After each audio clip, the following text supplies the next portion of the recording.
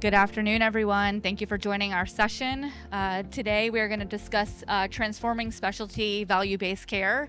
I am Dana McCalley, VP of Navina. My area of expertise is value-based care.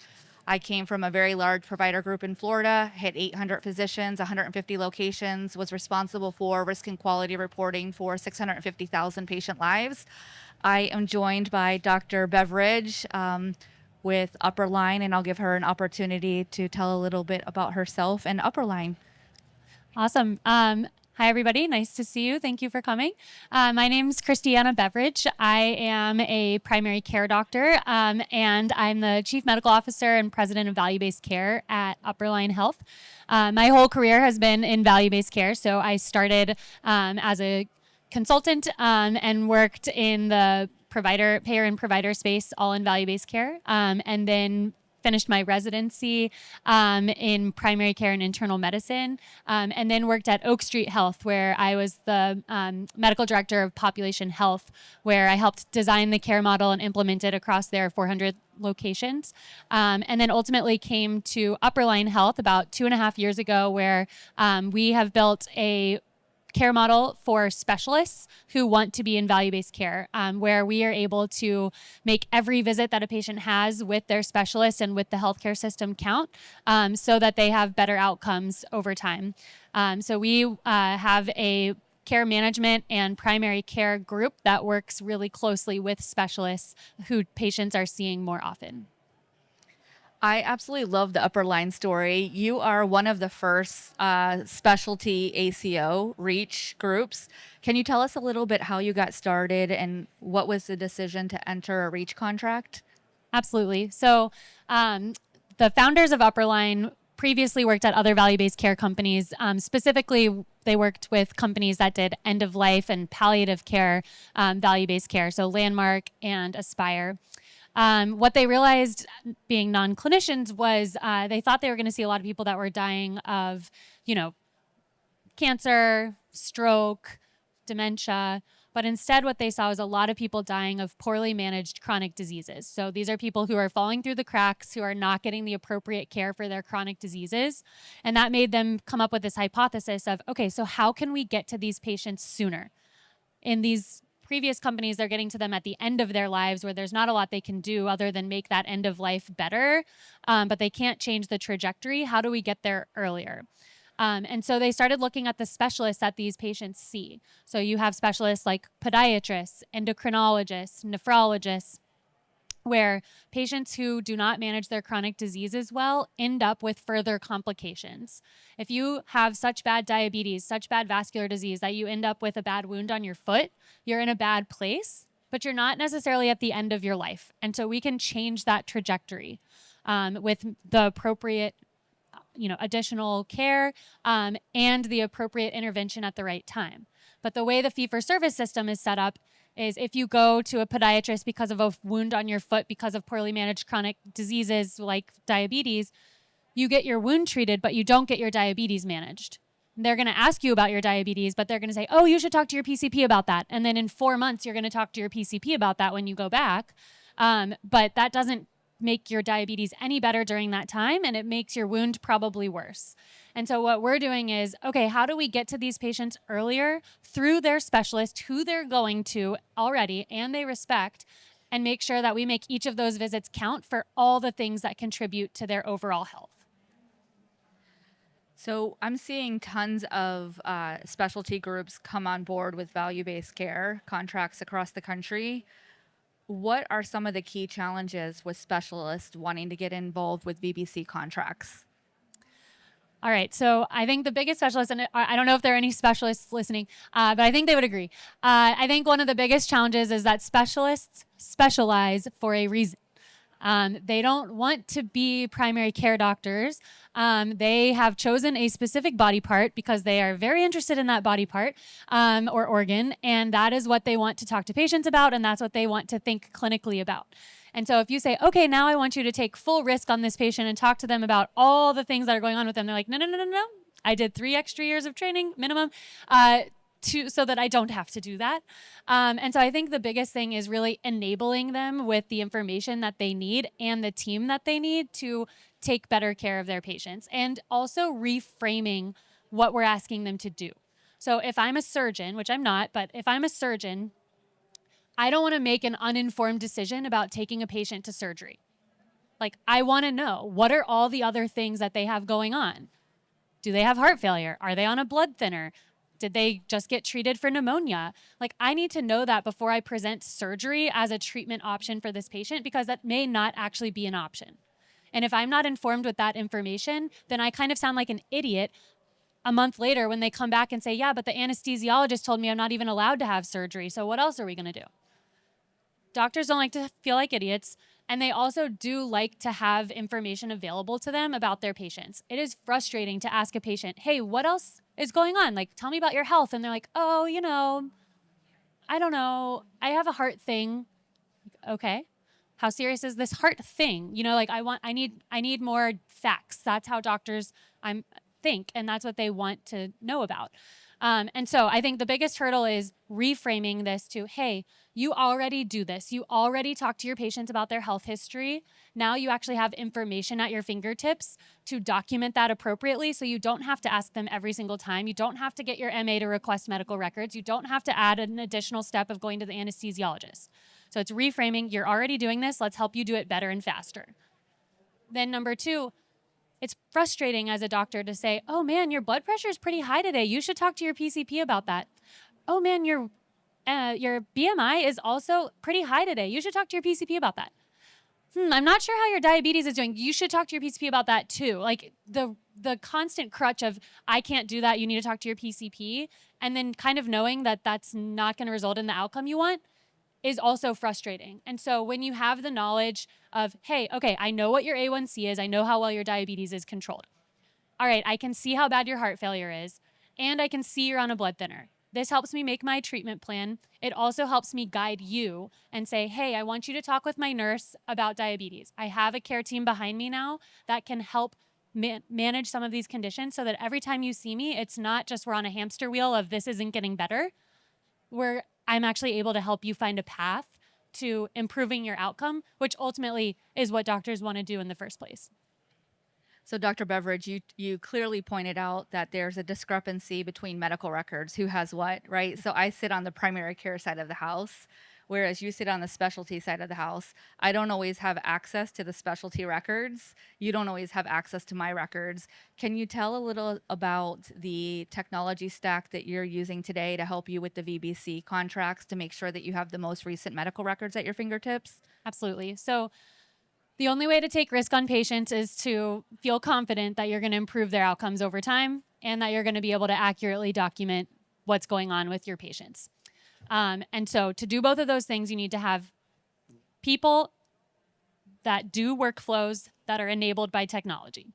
I'm talking to a bunch of people who know this, but if you don't have all three of those things, then you cannot run a successful clinic or business. So what we've got the people. So the people are our specialists, and the reason they're incredibly valuable is because patients have already developed relationships with those specialists. They're already engaged. We're not trying to acquire a bunch of new patients. They've been referred there. They think their specialists are geniuses. Like, they love their specialists. They're engaged. They're coming back. They see them more than they see their primary care doctor. Remember, 30% of Medicare patients aren't seeing a primary care doctor at all. So let's use that specialist relationship and engagement as the benefit that it is. Then you've got the workflows. So when a patient comes in, you want to make sure that you're actually talking to them about all the things that are going on with their health. So we don't want to only talk about the foot. We've got to talk about, okay, the diabetes and the kidney disease and the heart disease and the vascular disease, and all the behavior changes that you need to make to impact those diseases are going to result in you keeping your foot and continuing to walk, which is your goal. So in order to get that workflow going, you've got to enable it with technology. What is it that I need to talk to this patient about today, right now? And the only way to have that is by prompting the most important things. And that's where we use AI. So, and it's specifically AI developed by doctors, because the doctors are the ones using it and the ones that need to trust it, right? So shows up You've got, all right, this patient has these 5 chronic conditions, and these are the top ones that I need to think about. Underneath those chronic conditions, it's as if you had a resident there who went through all the medical records and pulled out the most important stuff and put them in the right order like we're trained to do. But instead, the computer does that. So it's diabetes. Here's their last A1C. Here's their last kidney function test. Here are the medications that they're on. So helpful. Do you know how many hours it takes to find that information if the patient doesn't know it, right? And especially if you don't have access to the medical record. So our tech stack includes access to the HIE, the AI engine to run through and say, what are the most important chronic conditions? What's the most important information about those chronic conditions that will then now impact my medical decision-making? And then lastly, it prompts you to actually document those in your EMR so that you don't have to repeat that later when you're sending your notes to the next doctor. So that makes it so our system just has all the information in all the right places. Lastly, we ask our team, and it's not necessarily the specialist, it can be the MA, it can be the care navigator, to address preventative care gaps with our patients. Those can be addressed at any doctor's office. They do not only need to be addressed at a PCP's office. If a PCP tells me, hey, you need to start this new medicine, you need to start exercising, you need to quit smoking, you need to lose a bunch of weight, and also you need to get a colonoscopy and a mammogram, like, I'm leaving that office with my eyes this big, and I'm like, I don't even know like which direction I'm supposed to turn, right? But when I go to my specialist and they're like, hey, remember, your PCP really did want you to get a colonoscopy and a mammogram. Like, can I help you schedule that? You're like, oh, that seems, yeah, sure, thanks. And then when they call the next week and say, remember, your colonoscopy is next week, and you're at your podiatrist, that sounds bizarre, but actually you have an engaged patient. They are more than just their foot, more than just their kidney, more than just their heart, right? Like, let's just help them do the things they need to do to stay healthy. And let's allow our tech stack to workflow to people make that happen. Thank you for that, Christiana. One of the things, I've worked with providers for 17 years now. We talk about specialists being involved in value-based care, and we're going to ask them to use artificial intelligence at point of care. How did you roll that out to your providers, and how did they engage with like wanting to adopt systems that will help them long-term with their patients? Great question. If you say it that way, they're like, hell no. But what we did is we just made it as easy as possible. And when we were looking for partners, that was a key component, was it needs to be easy with their workflow. We don't want to break specialty, right? And it needs to be trustworthy. So we can't have them finding things where they're like, oh no, the data's wrong. Because as soon as a doctor says the data's wrong, you're kind of like out. You've got to climb back up this hill so slowly to convince them that the data's not all wrong. And so the 2 key components that we looked for were, is it easy to use? Does it make sense in their workflow? And is it trustworthy? And so that's what we did. We added something to their workflow that was easy for them to use. It flows right across the EMR. You click 2 buttons to be able to review the things you want to review. It provides you valuable knowledge, and so you're actually inclined to click on this thing because you're like, oh, I do actually want to know what's going on with this patient. And then it's 1 to 2 clicks to add those things into your problem list in your notes. So that's easy. And then the most important part is that it's trustworthy. And so when it says, hey, the last A1C was 8.9, I can actually hover over and view the evidence and see, oh, it was from the PCP's office on this date. And I can see the PDF with it highlighted on page 7 that it says, this is the A1C that is 8.9. And so then I believe it. And I don't have to rifle through 700 PDFs to find that. It pops up to me, but I can actually see it if I want to. And then over time, I develop the trust in that system, so I don't hover over every single time because I believe that it came from a real place. Same thing with if you wanted to see a different diagnostic like a CT scan or an MRI or an echo. I'm a PCP. I want to read the echo. I want to know how bad is the heart failure, and I hover over and it pulls up exactly what I need to see. So the fact that it was trustworthy got people's buy-in. The fact that it was easy made them try it in the first place. And then that proved out. Within 4 weeks of us rolling out this new product, we had 90% of doctors interacting with the system, and we had 85% address rate, which means they actually looked at each condition. And within 8 weeks, now we actually have 98% address rate, which I have never heard of, and I wouldn't believe me if I was you, but it's true. And it's incredible. And it's not a it's not a thing we have to talk about with our doctors all the time. Is like, please do this, please do this, please do this. We actually get to talk instead about, okay, let's talk about clinical care. I had the same experience. I rolled it out to 800 clinicians in a week and a half, and we had a 95% adoption rate. It was absolutely fascinating. Now that you've got your specialists on board, you've told them about value-based care. They're part of these new contracts. They understand that the goal is improving outcomes. You've rolled out artificial intelligence to them at point of care. What type of incentives did you provide to your providers to help really align with what their ACO REACH and the Medicare Advantage goals are? Like, how did you give that back to the physicians? Great question. So specialists traditionally do not have access to any of the shared savings type of incentives that come with taking risk in value-based care. There are certain specialties that do. So, you see the nephrology players, the oncology, cardiology, musculoskeletal, they're all getting started, and I'm sure many of you are here. But a lot of specialists have no access to that at all. So, and that's traditionally the specialists we work with. We work with specialists that are taking care of patients over time. That's not necessarily episodic care. We see a lot of, podiatry, endocrine, cardiology, vascular, wound care. And these doctors are not used to like the concept of shared savings, and that takes so long to get to them. So what we've done instead is sort of a fee-for-service type compensation for the extra work that they're doing. And that's worked really well. And now we're transitioning. So that's how we started. So basically a flat rate for helping us with this work. And now as we're transitioning further into value-based care and we're seeing that shared savings, we've actually created a new compensation component for them called their Upperline Plus compensation. So Upperline Plus is what we call our value-based care work. And it's a meaningful component of their compensation. And it has to do with, okay, are you doing the documentation and closing care gaps? Of course. But also, what's our ADK? And we're looking at that every month. What's your panel's risk-adjusted ADK? Okay, what's your panel's engagement with you and the care team?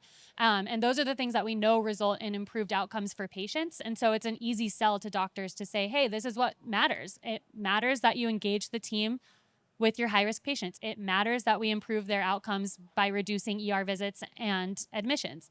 And it matters that we appropriately document on these patients. And so that's how we use incentives now.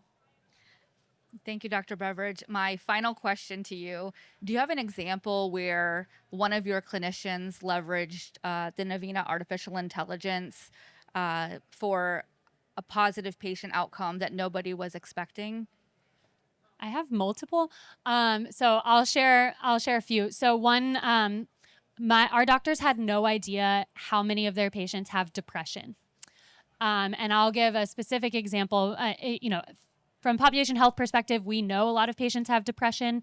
If you look at a podiatry population, patients who have chronic diseases that are bad enough that they have foot problems, it is much higher number of patients that have depression because that's a factor in them not engaging as well with their medical care. So our doctors started seeing this depression flag coming up. They're like, oh, we had the diabetes, we had the PVD, but we didn't have depression as one of their problems. They didn't tell me they were on a medication, nothing like that. And so once they started realizing that, they started referring their patients. And one patient in particular that was extremely challenging for this doctor, he was like, what do I do about this? I see they have depression. Like, do you think that's the issue? And I said, it could be. Why don't we have her meet with our social worker and do some therapy? And we had this patient start doing therapy, and the doctor called me within 3 weeks and was like, oh my God, this 30-minute visit weekly, this 30-minute visit that I did monthly is now like 5 minutes. She is so happy that she has this support. She's not using me as her therapist anymore. I had no idea that's what she was doing. And her diabetes has gotten better controlled. And he was like, I just never thought to ask her about depression. That's not my thing.